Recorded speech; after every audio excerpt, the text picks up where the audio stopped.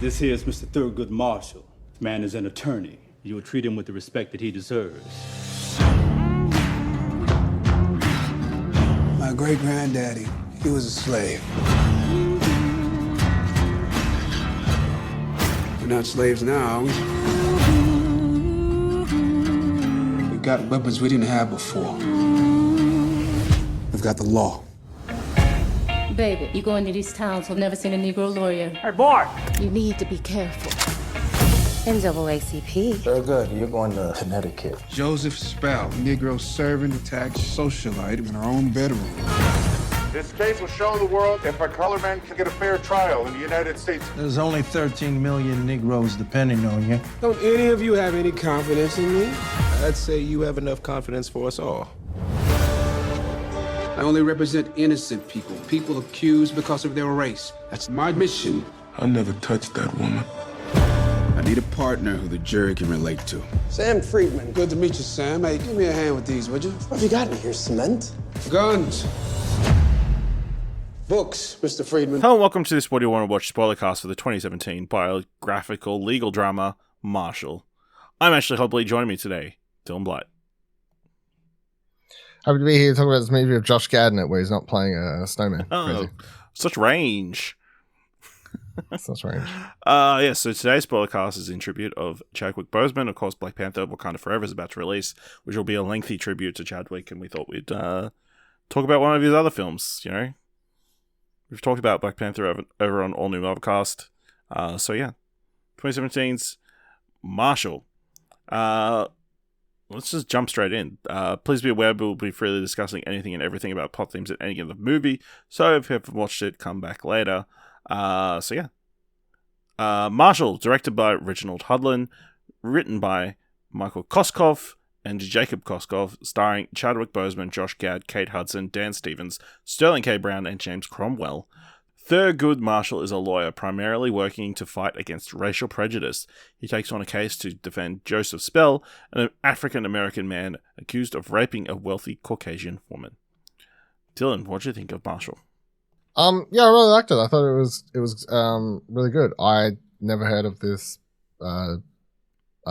Marshall. What's it? Thurgood. What was it? Thurgood? Yeah. Marshall? Yeah. We're Australian. I never heard of. To classify again. Yeah. This is the first African-American U.S. Supreme Court Justice. Yes.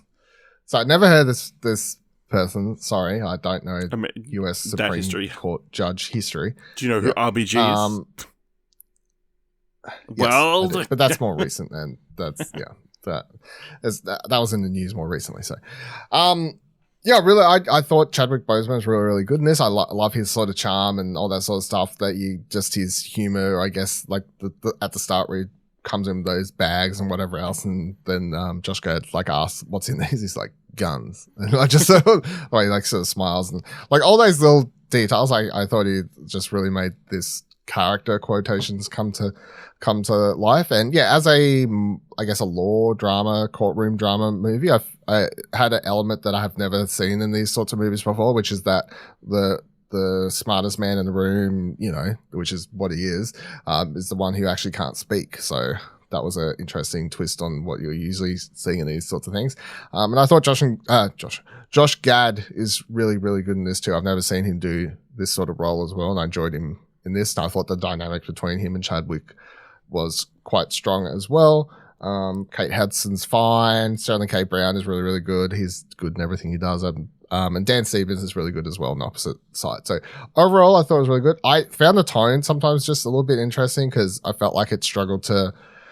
it's got this almost like noir-esque mystery, like throwback stuff to it between the music and the way it's like shot and put together at times as they're on the case and whatever else, which sort of adds a fun element, sort of keeps the tone lighter.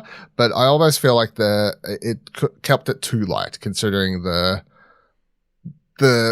story and what's happening here and the themes and everything else. And I guess maybe the idea was to not have it be as sort of heavy as it could have been. But I found it like just a mix of tones at times. So I did really enjoy it. But that would be my one sort of criticism.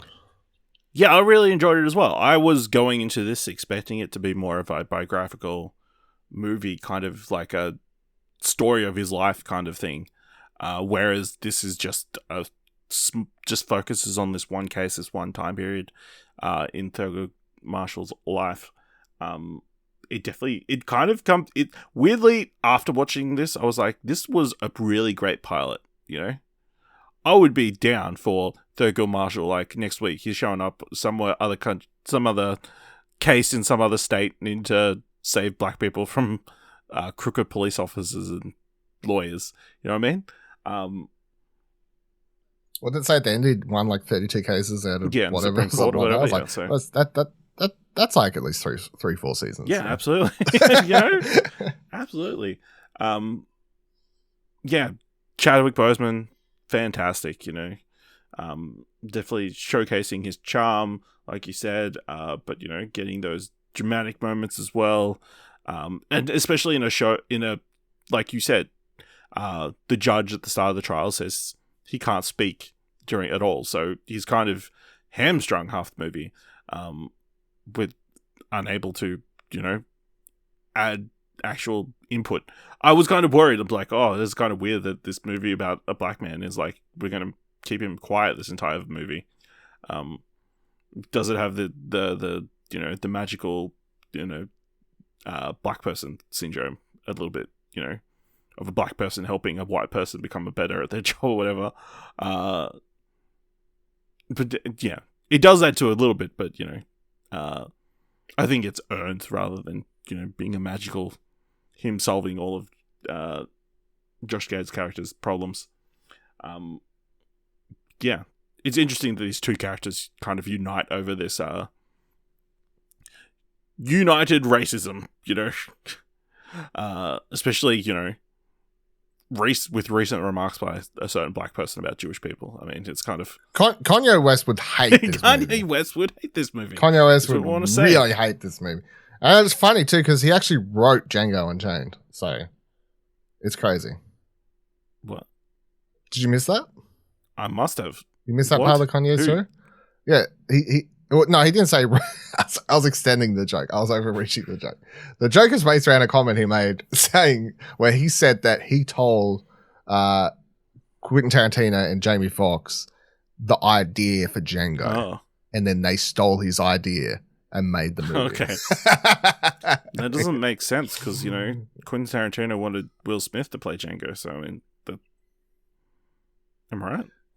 All I'm going to say is what doesn't make sense is any fucking thing coming out of Kanye West's mouth. I will say it is interesting that the case that they're... Obviously, it's real history. These things happened. But the case centered around this is about a rape. And we're like, hey, let's not believe the woman. You know? It's kind of weird at present. But, you know, the way they kind of break down why both sides would be lying about the events that take place and that kind of stuff was kind of sad. And really, Kate Hudson isn't like portrayed as like this terrible woman. It's kind of this terrible situation. No, and in fact, I felt bad for her at the end. You still feel bad that for moment her. Where, and you can tell like when Sterling K. Brown, I keep saying that because I can't remember the people, but when he's like, he's, you know, you're free and all this sort of stuff, and she's getting dragged out. Kate Hudson's get dragged out by the husband. He's like walking towards her because you can tell he wants to say something and she wants to say something to him and all this. So I sort of feel bad for her because throughout the film you do discover, of course, that she's getting beat on all the time and she's super sad and obviously all those sorts of things. And yeah, it is completely fucked up what she did. But I just feel like, considering what went down and the mental state she must have been in, considering she attempted suicide basically and then just didn't actually end up doing it, like her mental state is obviously not there because of how bad her life is at home. So there is an element of, even though what she did is terrible, I still felt kind of bad for her because her mental state is just obviously not there to do that, to be that distraught at the after what you've done, to want to just jump off a bridge and kill yourself and then going on this extreme lie and all this sort of stuff. So yeah, it's interesting. Yeah, absolutely. It's a rough one to watch, and I think Kate Hudson does a really good job at portraying it. Like, it's just it being on the stand, like, the first time, and he kind of accuses her, like, in the dark, like, he had a lover, and, like, her freaking out about that in the moments and that kind of stuff.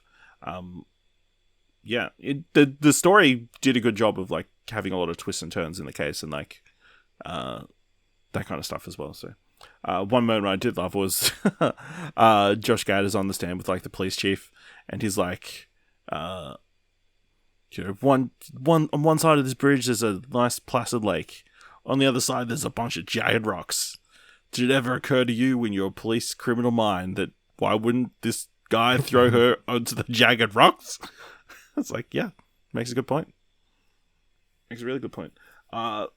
He's so happy with himself. He sits back down. He's like smiling, and then Chadwick Boseman's like, "Why are you smiling?" Or whatever. Yeah. He's like, "We just got a few points there. This isn't sport. It's like this isn't a sports game." Yeah. Yeah, I really love the relationship that obviously builds between those two at the entire movie, and then kind of how sad it is that their final conversation is like over this terrible phone connection. They can't really celebrate their success with each other. That's a kind of poetic way to end the movie. Lots of interesting. Well, I feel like also the point was, I guess they were trying to show that he was such a hardworking person or whatever else. Like when he was winning this massive case, he was already literally he was already halfway across, in a different state, ready for the next one. So yeah, absolutely. And interesting. Obviously, it's the origination of the NACPA. With like it opens with him losing his first case, or the first one, I'm guessing. Like being chased out of town almost. It's like pretty messed up. Another person I want to say I appreciated James Cromwell in this film, as the judge, who's obviously kind of the villain or an antagonistic figure throughout the entire film, but then you have that moment where he hears Sterling K. Brown's character's testimony, and like Dan Stevens like, "Hey, can we get that stricken from the record?" It's like, no. Yeah, it was the why wouldn't you tell the truth question or whatever, and he gives his big answer about how the truth would get him killed and stuff like that. Yeah. So really affecting performance by Sterling K. Brown in that moment. I think as well. That man hasn't done a bad movie in his life. Not the one that you've watched. I don't think he's given a bad performance in a movie. He's pretty fantastic. Yeah, I've never seen him. Yeah. Dan Stevens plays a great, seedy bad lawyer. Even at the very end when he's like makes those remarks to Josh Gad after he turns down his latest plea, and says some racist remarks. So that's really great. Yeah. Any other things you want to mention from Marshall? No, I think we covered it. I thought it was good sort of film to pick to. Obviously, we picked something we hadn't watched for a Chadwick Boseman movie. So yeah, I'm glad that actually turned out good because it's been really awkward. We're here to honor Chadwick Boseman. I hated this movie. We're here to honor this movie. Shit, like that would have been really awkward. So yeah, really happy about that. All right, let us know what you think of Marshall and Chadwick Boseman's filmography by going to explosion.com/Twitter or jump into our Discord at explosion.com/Discord. If you want to help us out here at What Do You Want to Watch, leave us a review on Apple Podcasts or on Podchaser. Tell people about the show. It leaves 5 stars. Anywhere you can leave 5 stars. And if you really like this episode, thought it was worth it all, head on over to the Ko-fi page at explosion.com/supports. Thank you very much for listening. Until next time, keep watching stuff, I guess. In a sworn statement. Why would you do that? Why'd I lie? Because the truth gets me killed. Can't deny me now. Tunnel vision. If you want freedom, On a mission. you're gonna have to fight for it. Stop me now. The only way to get through a bigot's door is to break it down.